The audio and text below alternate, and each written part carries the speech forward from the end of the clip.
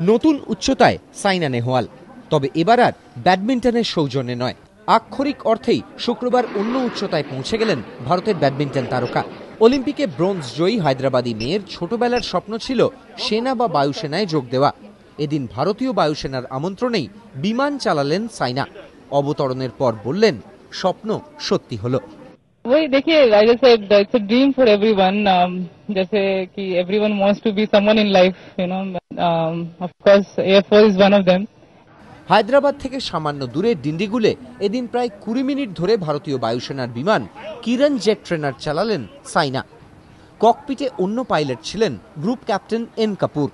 উড়ানের শেষে তার প্রতিক্রিয়া, শুরুতে খানিকটা নার্ভাস ছিলেন সাইনা, পরে অবশ্য রীতিমতো উপভোগ করেন আকাশে ওড়ার অভিজ্ঞতা। क्लाउड्स में जाना बस वो that is actually, you know, जब हम नॉर्मल प्लेन में जाते हैं तो वी गेट द टर्बुलेंस बहुत होता है।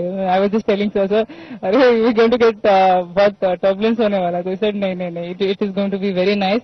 तो क्लाउड के अंदर लेके गए, it was really really nice, very वो बेस्ट मोमेंट था, that was the best moment. चलाना शुरू किया, it was just like a video game, तो काफी इंटरेस्टिंग था।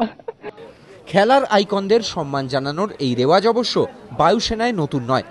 অভিনব বিন্দ্রাও বায়ুসেনার আমন্ত্রণে যুদ্ধবিমান চালিয়েছেন। শচীন ধোনিদেরও সাম্মানিক পদ দিয়েছে ভারতীয় বায়ুসেনা।